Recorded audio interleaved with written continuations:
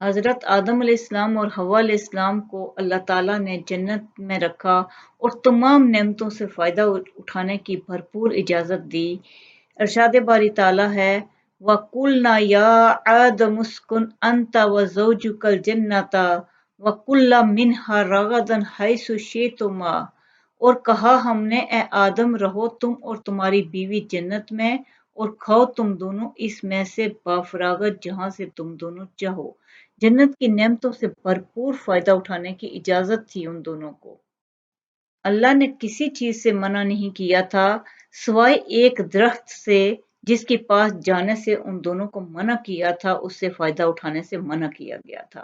ارشاد باری تعالیٰ ہے وَقُلْنَا يَا آدَمُ اسْكُنْ أَنْتَ وَزَوْجُكَ الْجَنَّةَ وَكُلَا مِنْهَا رَغَدًا حَيْثُ شِئْتُمَا وَلَا تَقْرَبَا هَٰذِهِ الشَّجَرَةَ فَتَكُونَا مِنَ الظَّالِمِينَ، اور کہا ہم نے اے آدم رہو تم اور تمہاری بیوی جنت میں اور کھاؤ تم دونوں اس میں سے بافراغت جہاں سے تم دونوں چاہو، اور نہ قریب جانا اس درخت کے ورنہ ہو جاؤ گے تم دونوں ظالموں میں سے۔ جنت بھی کیسی تھی جس کی چوڑائی آسمان اور زمین کے برابر تھی، ان دونوں کو بھرپور نعمتوں سے فائدہ اٹھانے کی اجازت تھی، اور اللہ نے خبردار ان کو کیا تھا۔ جب شیطان نے سجدہ کرنے سے انکار کر دیا تو اللہ نے ان کو خبردار کیا تھا کہ یہ تمہارا دشمن ہے۔ ارشاد باری تعالیٰ ہے وَإِذْ قُلْنَا لِلْمَلَائِكَةِ اسْجُدُوا لِآدَمَ فَسَجَدُوا إِلَّا إِبْلِيسَ أَبَىٰ وَاسْتَكْبَرَ وَكَانَ مِنَ الْكَافِرِينَ، اور جب کہا ہم نے فرشتوں سے کہ سجدہ کرو آدم کو تو سب نے سجدہ کیا سوائے ابلیس سے، اس نے انکار کیا اور غرور کیا اور وہ ہو گیا کافروں میں سے۔ شیطان نے آدم کو سجدہ کرنے سے جب انکار کر دیا تھا تو اللہ تعالیٰ نے مکمل طور پہ آدم علیہ السلام کو خبردار کیا تھا کہ اے آدم یہ تیرا اور تیری بیوی کا دشمن ہے، تو خیال رکھنا ایسا نہ ہو کہ وہ تم دونوں کو جنت سے نکلوا دے، تم دونوں مصیبت میں پڑ جاؤ۔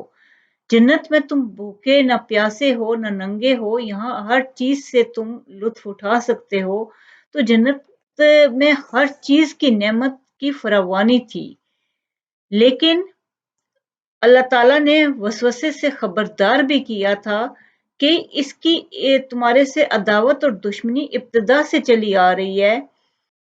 اللہ نے آدم علیہ السلام کو کامل نعمتوں سے نواز رکھا تھا، نہ بھوک تھی نہ پیاس، یہاں تک کہ پیاس کے اسباب سے بھی محفوظ تھے، نہ گرمی تھی نہ دھوپ، بے انتہا حسن و جمال، نہ کوئی مشقت تھی نہ تکلیف تھی، نہ بدبختی تھی نہ بدقسمتی۔ آدم اور حوا علیہ السلام کے دلوں میں وسوسہ ڈالنے کی شیطان نے کوشش شروع کر دی۔ شیطان نے شروع ہی سے ان کے دلوں میں وسوسے طرح طرح کے ڈالنے شروع کر دیے اور ان دونوں کو پھسلانے کی کوششیں شروع کر دیں اور انہیں جنت سے نکلوانے کی ٹھان لی۔ آدم علیہ السلام اور حوا علیہ السلام کے دلوں میں وسوسہ ڈالنے کے بارے میں قرآن نے یوں روشنی ڈالی ہے۔ ارشاد باری تعالیٰ ہے پھر شیطان نے ان دونوں کے دلوں میں وسوسہ ڈالا۔ یہ وسوسہ شیطان نے ان دونوں کے دلوں میں طمع کی صورت میں ڈالا تھا۔ پھر شیطان نے ان دونوں کے دلوں میں وسوسہ ڈالا، یہ وسوسہ ان کے دلوں میں دونوں کے دلوں میں طمع ڈالنے کی صورت میں پیدا کیا۔ ان کو طمع یہ دلائی کہ اس درخت کو کھانے سے تمہیں ہمیشگی اور بقا ملے گی، نہ ختم ہونے والی بادشاہت حاصل ہوگی۔ اس وسوسے کا مقصد صرف یہ تھا کہ ان کا جو لباس ہے، پردہ بدن ہے، جنتی لباس ہے، وہ ایک دوسرے سے بدن پوشیدہ تھا، جس کی وجہ سے وہ دونوں کو ایک دوسرے کے روبرو کر دے، بے پردہ کر دے، کیونکہ دونوں جنتی لباس میں ملبوس تھے، وہ کوئی برہنہ نہیں تھے، وہ جنتی لباس میں تھے، سطر ڈھانپ رکھا تھا۔ جب انہوں نے اس درخت سے کھایا تو لباس نیچے گر گیا، دونوں برہنہ ہو گئے ایک دوسرے کے سامنے۔ یہی تو شیطان چاہتا تھا کہ انہیں برہنہ کر دے اور اللہ کی نافرمانی کرائے۔ ارشاد باری تعالیٰ ہے شیطان نے انہیں وسوسہ ڈالا، کہنے لگا اے آدم کیا میں تمہیں دائمی زندگی کا درخت اور وہ بادشاہت نہ بتلا دوں جو کبھی پرانی نہ ہو؟ جب تم اس درخت سے کھاؤ گے تو ہمیشہ زندہ رہنے والے بن جاؤ گے اور زبردست بادشاہت حاصل کر لو گے۔ اس نے صرف یہی نہیں کیا بلکہ اس نے ان کو یہ تمنا بھی دلائی، تمہارے رب نے تم دونوں کو اس درخت سے اس لیے منع کیا ہے کہ تم دونوں فرشتے نہ بن جاؤ، ہمیشہ زندہ رہنے والے نہ بن جاؤ۔ اگر تم اس درخت سے کھاؤ گے تو ہمیشہ قائم و دائم رہو گے۔ پھر وہ وسوسہ ڈالتے ہوئے جھوٹی قسمیں کھانے لگا۔